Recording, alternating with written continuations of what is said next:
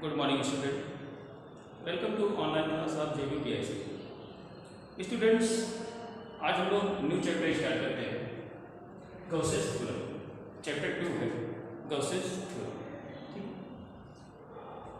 Gauss's theorem जो है, Gauss's theorem start करने से पहले इस चैप्टर की कुछ बेसिक चीज़ें हैं जिनको आपको जाननी चाहिए। उन्हीं इम्पॉर्टेंट या बेसिक चीज़ों में से सबसे पहले आपको इसको जानना है सॉलिड एंगल। सॉलिड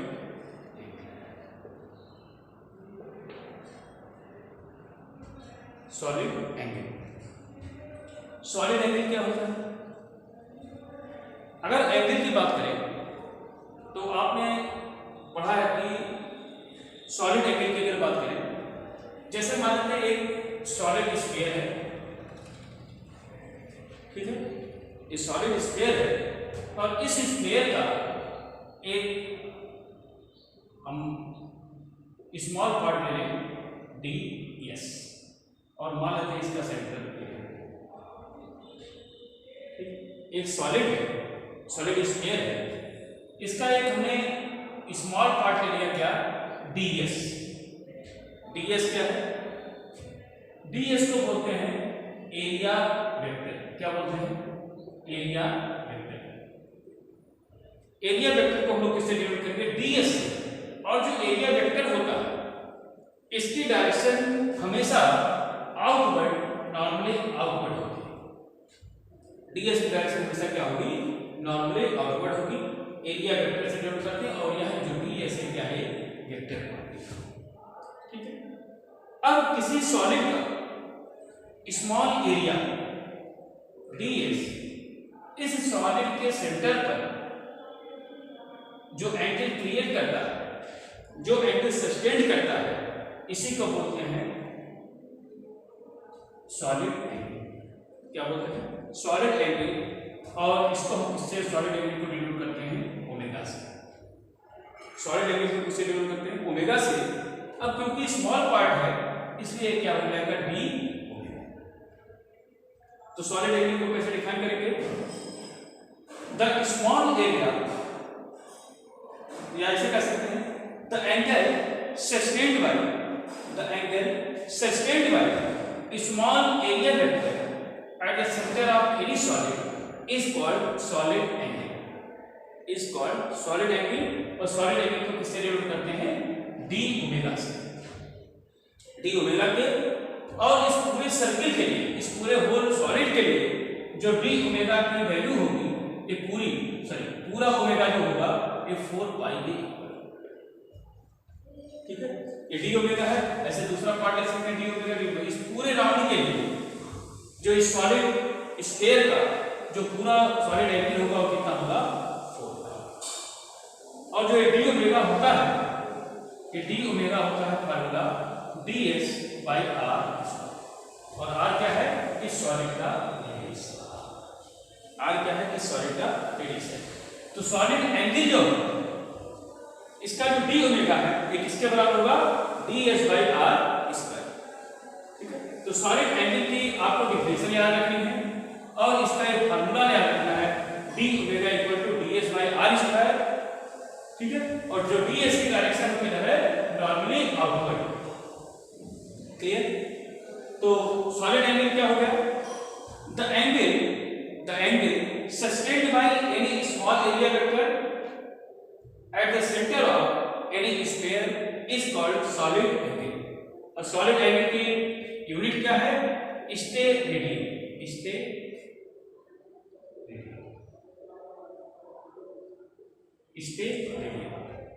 ठीक है, जैसे एंगल की यूनिट रेडियन है, ऐसे सॉलिड एंगल की डेफिनेशन क्या हो जाएगी? सॉलिड एंगल की यूनिट क्या होगी? स्टेरेडियन। सॉलिड एंगल की यूनिट क्या है? स्टेरेडियन। तो और फार्मूला क्या है?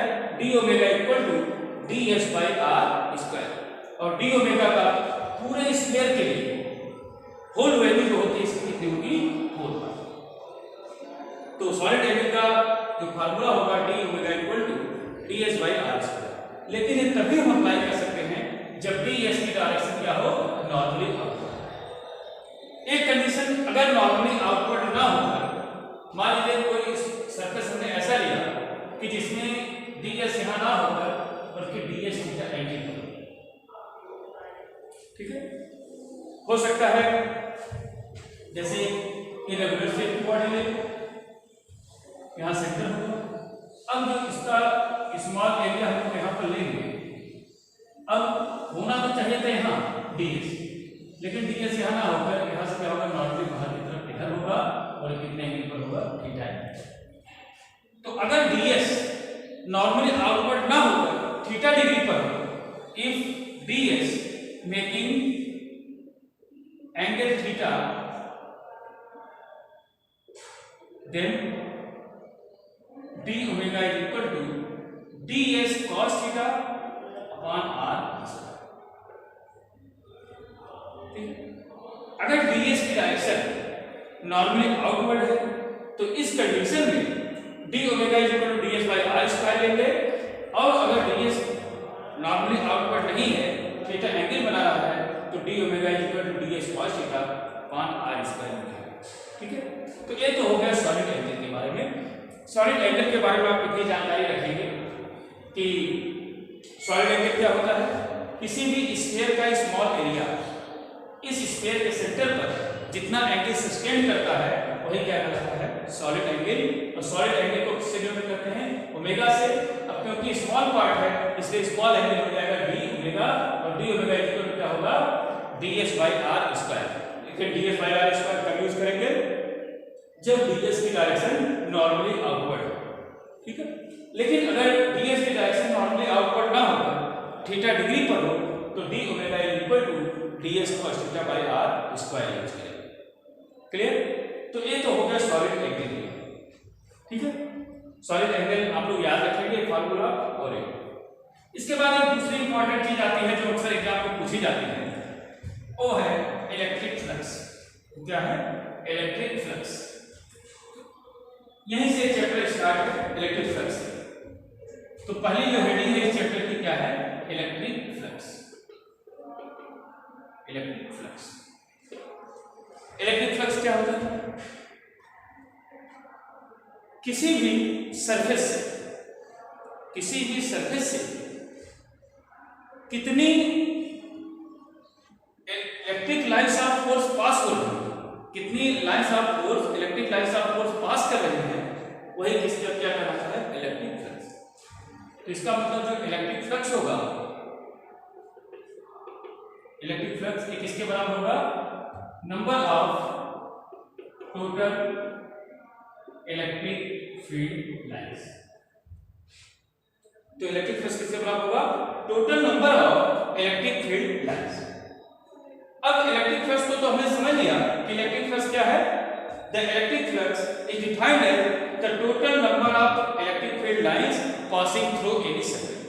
किसी भी सरफेस से कितनी इलेक्ट्रिक फील्ड लाइंस पास कर रही हैं उसी को बोलेंगे उसका इलेक्ट्रिक फ्लक्स। लेकिन यहां पर एक प्रॉब्लम क्या है कि इलेक्ट्रिक फील्ड लाइंस एक इमेजिनरी लाइंस है। जब इमेजिनरी लाइंस है तो इसको हम कैसे काउंट करें कि किसी सरफेस से कितनी इलेक्ट्रिक फील्ड लाइंस पास कर रही है। तो इसके लिए बताया गया कि किसी भी इलेक्ट्रिक फील्ड लाइंस की वैल्यू अगर हम कहीं भी फाइंड करनी है तो इसके लिए क्या करना होगा, कितनी इलेक्ट्रिक फील्ड यूज हुई है इसकी वैल्यू, कितनी इलेक्ट्रिक फील्ड वहां पर जनरेट हुई उसकी वैल्यू, और जो सरफेस एरिया था एरिया वेक्टर ds, इन दोनों के डॉट मल्टीप्लिकेशन का जो इंटीग्रेशन होगा यही दिखाएगा total number of electric field lines को, और यही इलेक्ट्रिक फील्ड लाइंस किसके बराबर हो जाएगा, इलेक्ट्रिक फ्लक्स। तो इलेक्ट्रिक फ्लक्स को कैसे डिफाइन करेंगे, the electric flux of passing through any surface, the electric flux passing through any surface is equal to the total number of electric field line passing through any surface. And how can we calculate the number of electric field lines? If we do the dot product निकालना किसका, electric field E का और area vector ds का, इन दोनों का जो dot multiplication का line integral होगा, ठीक है, यही किसको बताएगा, इलेक्ट्रिक फ्लक्स। तो इलेक्ट्रिक फ्लक्स को किससे डिनोट करते हैं, फाई ई से, इलेक्ट्रिक फ्लक्स को किससे डिनोट करते हैं, फाई ई से। तो phi E is equal to क्या होगा, integration of vector E dot vector DS. ठीक है, इलेक्ट्रिक फ्लक्स की डेफिनेशन क्या हो गई, the electric flux is defined as the dot product of electric field and area vector DS and right integral of this E and DS is called electric flux. अब E dot DS को क्या लिख सकते हैं, आप अगर दो vector ले लें A dot B, A and B, तो इन दोनों का जो डॉट मल्टीप्लिकेशन होगा कि ए बी कॉस थीटा के इक्वल होगा। डॉट मल्टीप्लिकेशन इसके बराबर होता है ए बी कॉस थीटा के, इसलिए vector E dot vector DS को हम क्या लिख सकते हैं, phi E is equal to integration of E DS cos theta. अब यहाँ पर जो ई है वेक्टर ई का मैग्नीट्यूड है और वेक्टर डीएस का मैग्नीट्यूड डीएस है और थीटा जो है ई और डीएस के बीच का एंगल है। इसका मतलब इलेक्ट्रिक फील्ड ई और डीएस अगर दोनों सेम डायरेक्शन में है तो थीटा 0 हो जाएगा, और अगर कुछ एंगल बना है तो यहाँ पर cos थीटा में इसकी वैल्यू लिख देंगे, तो phi E is equal to E into DS cos theta. ठीक है, इस ये फार्मूला हो गया किसका, electric flux. Clear, electric flux को एक बार फिर से समझिए, बहुत इंपॉर्टेंट हेडिंग है, एग्जाम में अक्सर पूछी जाती है कि व्हाट इज इलेक्ट्रिक फ्लक्स। तो क्या कहेंगे, electric flux is defined as the total number of electric field line passing through any surface is called electric flux, which is calculated by line integral of this is equal to the integration of dot product of electric field E and area vector ds। तो इस फार्मूले से हम लोग क्या करेंगे, phi E की value find कर सकते हैं। ठीक है, अब फाई E की यूनिट क्या होगी, यूनिट के लिए क्या करेंगे, इलेक्ट्रिक फील्ड E और ds एरिया इनके दोनों बराबर है, तो फाई ई की यूनिट क्या होगी, ई इलेक्ट्रिक फील्ड की यूनिट क्या है, न्यूटन पर कूलम, और डीएस क्या है, मीटर स्क्वायर। तो यूनिट क्या हो गई, न्यूटन मीटर स्क्वायर पर कूलम। यूनिट इसकी क्या हो गई, न्यूटन मीटर स्क्वायर पर कूलम। ये यूनिट हो गई किसकी, इलेक्ट्रिक फ्लक्स की। डायमेंशन इसकी फाइंड कर लें, तो डायमेंशन क्या होगी, डायमेंशन के लिए क्या करेंगे, न्यूटन के लिए mn t माइनस 2,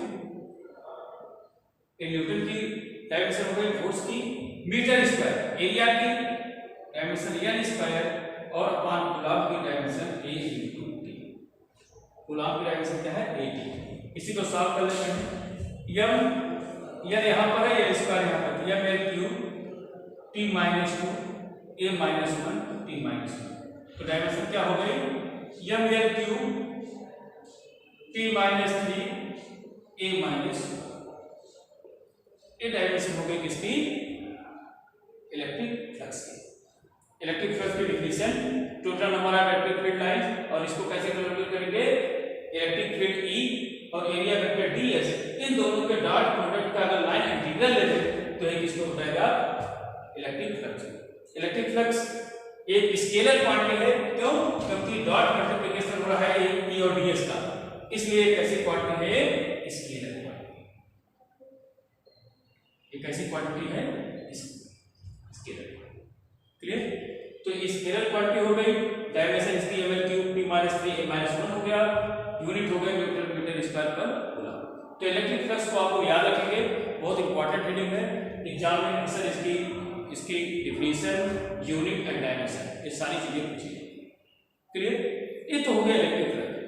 अब किसी भी सरफेस से कितना electric flux maximum pass out हो सकता है, किसी भी सरफेस से कितना फ्लक्स पास आउट हो सकता है, इसी को फाइंड किया था किसने, एक साइंटिस्ट है गॉस। क्या नाम है, गॉस ने इसको फाइंड किया था।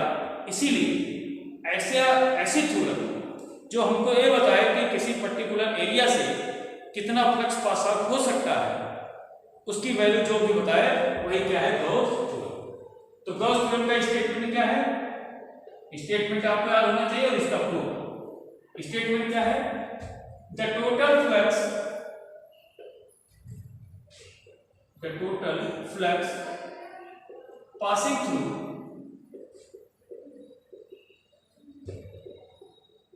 any closed surface. सरफेस कैसा होना चाहिए? क्लोज सरफेस, और इसी क्लोज सरफेस को बोलते हैं गॉसियन सरफेस। क्या बोलते हैं? Gaussian surface. The total flux passing through any closed surface is 1 by epsilon 0 times of total charge. Total charge. तो गॉस थ्योरम का स्टेटमेंट क्या हो गया? गॉस थ्योरम का statement, the total flux passing through any close surface, और इसी को Gaussian surface भी बोलते हैं, is 1 by epsilon 0 times of total charge. Numerical form में तो टोटल फ्लक्स को किससे डिनोट करते हैं? phi e से, और phi e किसके बराबर होगा? 1 by epsilon 0 टाइम्स किसका? Total charge. तो इसी को अगर आप याद रखेंगे तो इसका स्टेटमेंट लिख सकते हैं, the total flux is equal to 1 by epsilon 0 times of total charge. तो गॉस थ्योरम का स्टेटमेंट क्या हो गया? बहुत इंपॉर्टेंट है गॉस थ्योरम, लगभग हर एग्जाम में इसका प्रूफ और इसका स्टेटमेंट पूछा जाता है। तो स्टेटमेंट इसका क्या है? The total flux passing through any close surface, और उसी क्लोज सरफेस को क्या बोलते हैं? Gaussian surface, is 1 by epsilon 0 times of total charge. इसका न्यूमेरिकल फॉर्म क्या हो जाएगा? phi is equal to 1 by epsilon 0 into q, या इसी को ऐसे लिख सकते हैं q by epsilon। तो phi is equal to क्या होगा? q by epsilon 0। क्लियर? इसको प्रूव करते हैं। स्टेटमेंट याद कर लीजिएगा फिर से, the total flux passing through any close surface is 1 by epsilon 0 times of total charge. Numerical form क्या होगा? phi is equal to 1 by epsilon not इसका q का, या इसी को phi is equal to q by epsilon 0। ठीक है, चलिए इसका प्रूफ कर लेते हैं। इसका प्रूफ गॉसियन, इसका प्रूफ कैसे करेंगे? प्रूफ गॉस थ्योरम का प्रूफ करने के लिए क्या करते हैं? एक इस सरफेस लेते हैं, ठीक है, एक सरफेस हमने ले लिया और इसके सेंटर पर यहां पर मान लीजिए एक चार्ज रखा है। अब हमको निकालना है कि अगर यहां पर हम एक स्मॉल सरफेस ले लें ds, ठीक है, ds, और ये मान लें इसकी डिस्टेंस कितनी है? r। अब यहाँ e, यहाँ q है, तो इस पर्टिकुलर पॉइंट पर जो e की डायरेक्शन होगी इधर की हो जाएगी, इधर की ओर नॉर्मली आउटवर्ड, लेकिन जो ds होगा नॉर्मली आउटवर्ड ना होकर थीटा एंगल पर इधर हो जाएगा। ये कितना एंगल बना रहा है? चलो d, ये मान लीजिए कितना एंगल बना रहा है? थीटा, या थीटा है मान लेते हैं थीटा एंगल बना रहा है ds किससे? e से। अब क्योंकि इरेगुलर शेप है इसलिए ds की डायरेक्शन इधर ना होकर बल्कि e से क्या होगी? Theta angle. ठीक है, ये फिगर है हमारे पास। एक इसके सेंटर पर चार्ज q रखा है और हमको निकालना है कि इस जो हमने सरफेस जो किया है ds, इस टोटल सरफेस से कितना फ्लक्स पास आउट होगा। हमको दिखाना है जो फ्लक्स पास आउट होगा phi p is equal to q by epsilon naught, यही प्रूव करना है। phi is equal to q by epsilon naught। ठीक है, फिगर समझ गए सब लोग? एक चार्ज है इसके सेंटर पॉइंट O पर रखा है जिसकी वैल्यू कितनी है? q। इससे r डिस्टेंस पर यहाँ पर एक पॉइंट है p, और पॉइंट p पर इलेक्ट्रिक फील्ड की डायरेक्शन नॉर्मली आउटवर्ड है, और जो ds है इलेक्ट्रिक फील्ड e से थीटा एंगल पर है। ठीक है, तो phi e हम लोग कैसे फाइंड करेंगे? आपने पढ़ा है कि electric flux is defined as phi e equal to integration of vector e dot vector ds, e dot ds। अब ये चार्ज q r डिस्टेंस पर कितनी इलेक्ट्रिक फील्ड जनरेट करेगा इसकी वैल्यू निकालें। इसको हम लोग ऐसे लिख सकते हैं integration of e ds cos, ऐसा लिख सकते हैं क्या? a डॉट b को क्या लिख सकते हैं? a b cos theta. इसको हम लोग ऐसे लिख सकते हैं phi e is equal to e ई को अगर बाहर ले लें तो हो जाएगा ds cos थीटा। अब ई की वैल्यू निकालेंगे। आपने पढ़ा है कि electric field E equal to 1 by 4 pi epsilon naught into q by r। Electric field का फार्मूला आप लोगों ने पढ़ा है। Electric field due to a point charge. Electric field किसकी निकालनी? इस चार्ज q की कितनी डिस्टेंस पर? r डिस्टेंस पर। तो इलेक्ट्रिक फील्ड का फार्मूला क्या है? E equal to 1 by 4 pi epsilon naught into q by r square. यही वैल्यू यहां पर पुट कर देते हैं। तो phi E इक्वल टू क्या हो जाएगा? 1 upon 4 pi epsilon naught into q by r square और इंटीग्रेशन ऑफ ds cos, ठीक है, r स्क्वायर को अंदर ले लेते हैं। तब क्या हो जाएगा? phi E is equal to q by epsilon q पर 4 pi epsilon naught को बाहर ले लेते हैं और इसको लिख सकते हैं integration of ds cos theta upon r, ds cos theta upon r square. और आपने पढ़ा है hence ds cos theta upon r square is equal to d। आपने पढ़ा है क्या होता है? ds cos theta upon r square equal to क्या है? d omega. तो इसको हम ऐसे लिख सकते हैं phi E is equal to q by 4 pi epsilon naught और integration of ds cos theta upon r square का लिख सकते हैं d, ठीक है। और d ओमेगा का इंटीग्रेशन ओमेगा।